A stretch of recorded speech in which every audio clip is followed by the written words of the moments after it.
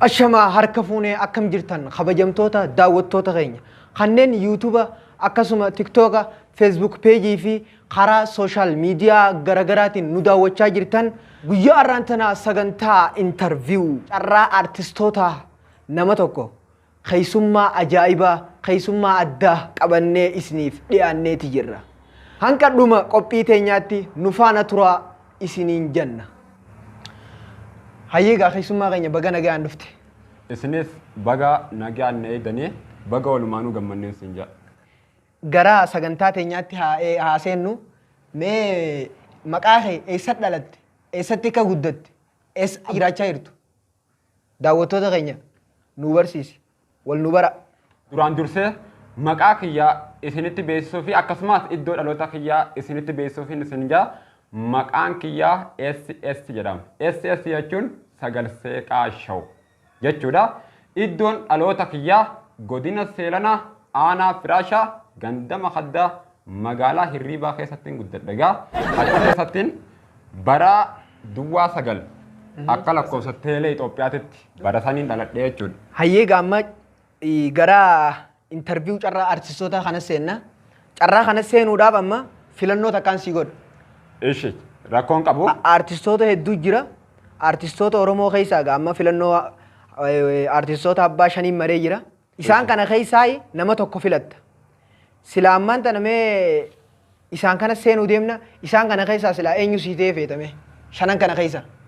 Egaa namni akkaan naatee siidaa bara baraan hin irraanfatamne kan guyya guyyatti yaadatamu maqaan isaa Niikilaraa Oromoodhaa kan tahe Doktora kabajaa fi akkasumas qabsaa fi gameessa Oromoodhaa Hacaaluu Hundeessaa.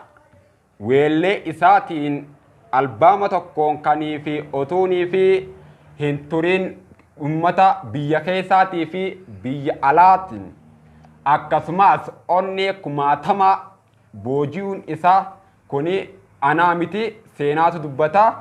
Boojiyee akkasitti meeqaantam ka afaan Oromootillee hin beene boosisee jiraa jechaadha.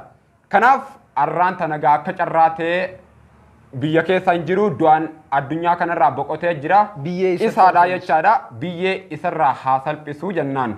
Kanaaf nu keessa jira inni du'ee hojiin isaa hin duutu seenaan inni hojjete jecha uummata Oromootiif. Kanaaf nu keessa bara baraan jira waan ta'eef numa yaadannaa jechaadha. Silaa isa sii ta'e feete jechuudha. Silaa Doktora kabajaa fi jaallatamaa aartistii Hacaaluu Hundeessaa. Sirba isaa galgala otoo kan jedhu sanii fi jirra kan jiru san baay'ee dhugaa rabbii yoo silaa naa mijjate ta'e onneetti tana baaseetti fin kannaaf jecha kanaaf naatee jechaadha. Kana jechaadha isumaan filadhaan mallee carraan kiyya isuma. Silaa isa ta'e feete jechuudha. Hayyeegaa amma aartistoota nama shaniin barreesse nama shanan kana keessaa akka carraatigaa mee nama tokko keessaa fudhadhu. Hacaaluu Hundeessaatiin jeegaa. Hacaaluu Hundeessaa. Galaana jechoota walitti waraabdee galma barkumeetti miil tokkoon dhaabdee. Eenyuti jee Hacaaluu Hundeessaa. Sana maqaa. Isa malee kabiraa tokko.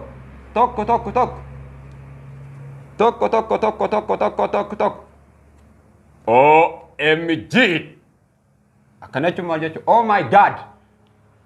Eenyutu naa dhufe daawwattootaa fi hordoftoota kabajamoo keenya ni maaligaa maqaan isaa gidduu kana dubbatamee jira. Jeneraala dubartoota Oromoo obbo Faraham Baddeessaa. Isaatu naa dhufe. Aartistii Faraham aartistii kabajaa.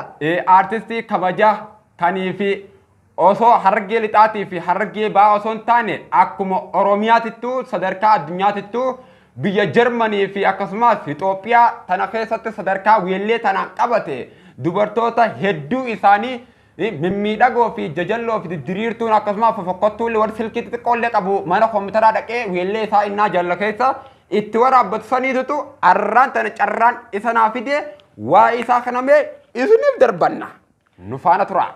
Hayyeegaa wallee Farahaan kana jaalala isaa qabdaan isaa gizee hedduu waa'ee Farhaan Baddeessaatirraa illee TikTok irratti illee hedduu dalagu jirta akkasuma YouTube kana hunda irratti waa'ee Farhaan kana irratti hedduu dalagdi. Wallee isa kana jaalattamu maali nasiibni akkana akka carraa si boon kun? Egaa akkuma beekamutti gaa namni dhiigaanillee tokkotee sabaanillee tokkotee wal jaalata wannumaan dhala namaa kun jaama jechaadha. Kanaaf isaanillee nan beeku anillee isan beeku akka carraa ta'e kaniifi akkaanan isa kanarratti hojjedhu sagantaa qopheessu kan na taasise jaalatummaaf kabaja guddaan ani isaaf qaburraa kan ka'e weellee mimmiidhagoo taniifi misaayila Kooriyaa kaabaa caaltu. Saniin dubartoota Oromoodha kaniifi kumaatamaan lakkaamu maal godhe jechuudha. It is afaan faranjiitiin captivating and wonderful. That is the interactions and the relaxing to the captivating to the brain. Kanaaf ka sammuu isaanii jeeqe weeraree jechaadha. Asirra dhaabbate weelleen isaa san baay'ee naaf taate anilleen sila akka isaa ta'e dubartoota Oromoo kana jaalalaan malaammaltummaa irra raawwadhe gaarii natti fakkaataa jechaadha. Kanaatu naaf haasa. Artistoota keessaa kan shamarran weellee jaalala isaatiin ciisa dhabaniif ka gizee hedduu caqasan ka bakka deeman bakka hojiitti karaallee irfoonaan caqasaa deeman.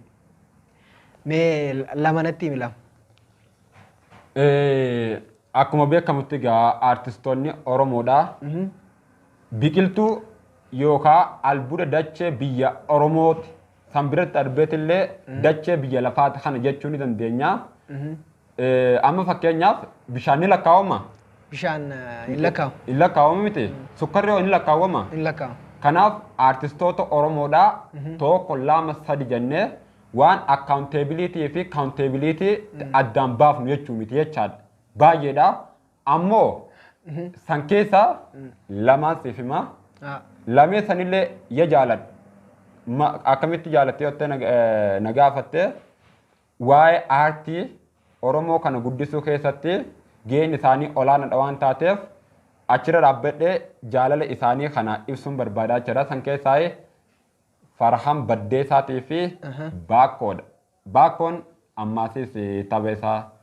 Bareedduu Oromoo ilillii Baddeessaa haalli keessattunaa namusi odeessaa hamma fete boonni loosha hirna keessaa bareedduu calanqoo loosha hirna keessaa takka naaf ofalte qalbii goota shaashaa jee ta'aa wadaa'i. Ni faarsa. Ta haramaaya. Ta hirreessa. Ta hammarreessa. Calanqoo ni hambise. Muttuq isaan godhe faaruudhaan ni dhiqeewu. Saniifuu artistii Farhaan Baddeessaatii fi Baakkoo. Artistoota keessaa kan yaada dargaggoota kan isaan dubbachuu sodaatan kan bifa sirbaatiin baasee ibse bifa sirbaatiin ibse eenyume? Egaa inni kun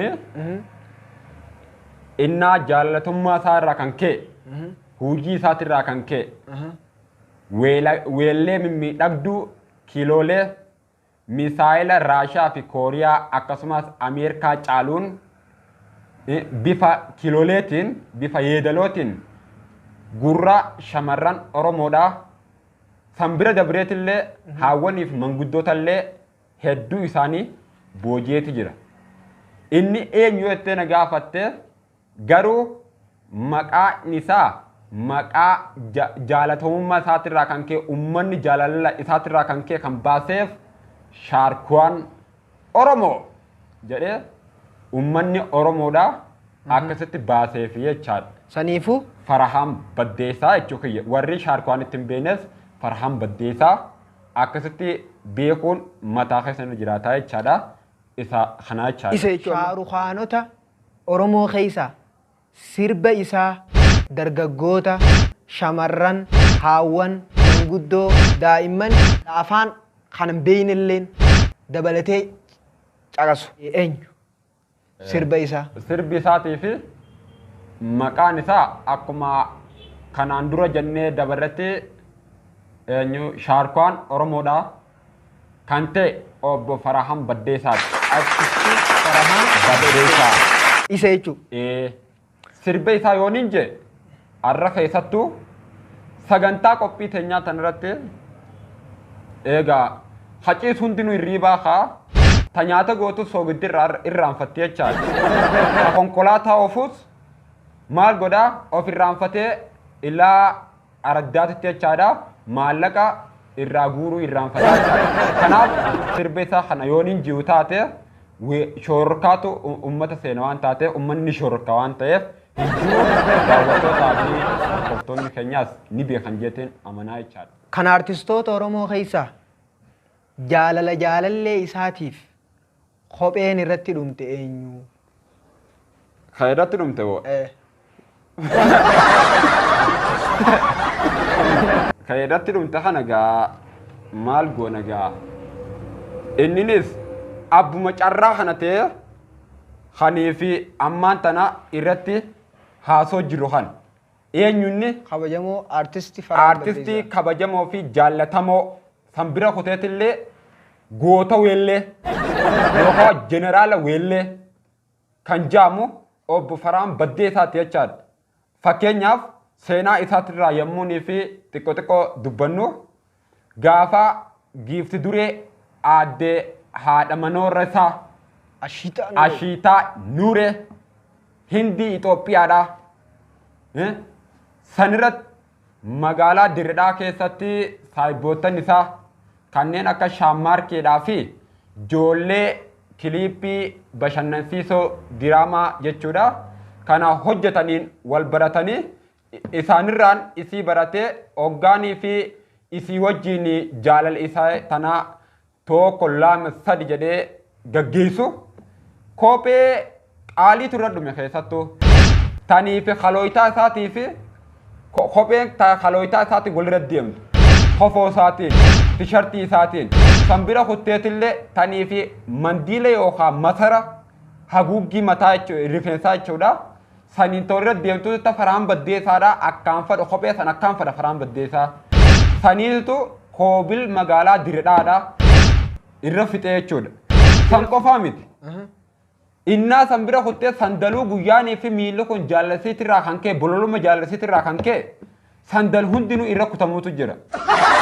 Kanaaf yoo seenaa isaa dubbannu taate daawwattoonni keenya guyyaa irraan tanaa hordoftoonni keenyalleen sagantaa laaqanaa yookaan affeerraatillee ni irraanfatanii shawwadaa jechuudha. Gaggabaabsineetuma irraa dubbannaa jechaadha. Akkasitti qabsoo meeqaan wareegama meeqaan Ashiitaa Nuureedha. Harka galfatee jechuudha. Sababa sanirraa kan ta'e Ashiitaa Nuureetiis gocha malaammaltummaa irratti raawwate. Malaammaltummaa hoggaaniif hin jiru isin tabiraatti fudhatina. Malaammaltummaa jaalalaa irratti raawwatte haateenaa jaalalaatiin Farhaan Baddeessaatis onnatee akkuma beekamutti weellee takkaan aadde giifti duree haadha mana isaa kan taatee jirtu Ashiitaa Nuuree Hindii Itoophiyaadha. Haateenaa jaalalaatiin harka isii hudduu duubatti shalaf godhee mana isaatitti galfatee ammaan tana rabbi waliin haa jiraachisu jenna. Waliin jiraachisu jiraacha rabbi waliin jiraachisu jiraacha waliinillee jiraachuu jiran jechaadha. Innaa sanbira kutteetillee jaalala isaatiin jaalalti isaa Ashiitaa Nuuree gocha suukanneessaa Faraan Baddeessaatirra raawwattee bikka kaaffeetti maallaqa kafaleera see osoon kafaliin deemee dalee duu yookaan sarraatanyaadhaan dalee ergamee Farhaan Baddeessaadhaa qabamuufaa. Yoo konkolaataa keessa jiru yaadaan waan itti deemsan irraanfatee bira kutuu. Yoo hojii takka qabaatee yookaan hojjetaa mootummaati yoo suuraa Ashiitaa Nuureedhaa koompiyuutarra godhatee maal jechuudha wiilpeepararra fuula koompiyuutararra godhatee hogganaa isaatiin maal jechuudha adabamuu. Yoo kaardii bitatoo halkanitti kaardii 100 fixu. Meelaa. Deebi'ee yoo konkolaataa ofu jiraate sababa Ashiitaa Nuureetiin qabeenya namaa balleessee tiraafikiidhaan adabamuu. Gocha kana Ashiitaa Nuureedha Faraan irratti raawwattee jechuudha. Faraanis asirra dhaabbatee maali abdii kutan laal qabsoo kanaan ashiitaa nuureedhaa injifannoo qabuun irratti gonfatee mana isaatti galfatee jira horaa bulaa deebanaa isinin jennagaa obbo kabajamoo fi aartistii Oromoo Farahaan Baddeessaadha. Hayyeegaa daawwattootaa fi kabajamtoota keenya sagantaan intarviiw carraa aartistootaatiif goone carraan kan beegaa carraa aartistii Farahaan Baddeessaati ture. Viidiyoon keenya kan ilaa hanga ammaa isin daawwachiifne itti bohaartan irraa gammaddan jennee abdannaa waan nu faana turtaniif guddaa galatoomaa.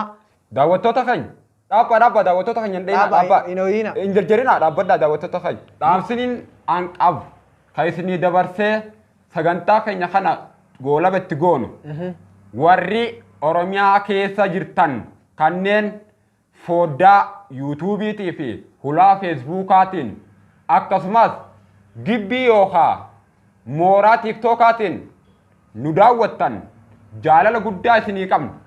Warra nu warrabsitan ammoo Aana Malkaa Balloo Jaaji jechuudha Harawaaca akkasumas Haramaayaa Awwadaayi biyya gootaa akkasumas diinagdee achirraa warri teessanii guutuma Oromiyaa jechuudha Direedhaa fi Adaamallee Finfinneerree naannooma yookaan gola Oromiyaa kana keessa teessanii nu daawwachaa jirtan yuutuubaaf yookaan chaayinaala sagalseeqaadhaa bikka diimtuu san isinin gubu hasala mana daabboodhaa hin taane gattuqa in sodaatina naatu isin bira jira ammaasis ka dagatamuu hin qabne chaayinaala Aarif Yisaaq isallee hin dagatina gattuqa ammoo nuti ta'e irraa qabnu fardiin teenya koomentii fi sheerii godha taan ammoo fadhinnaa teessan yoo isinitti tole subscribe yoonii fi ammoo isinitti tole share like comment nu kanna waan nu daawwattaniif guddaa galatooma sagantaan teenyatu yoo isiniif taate koomentii jala nu beeksisaa waan daawwattaniif galanni keessan guddaadha carraa gaarii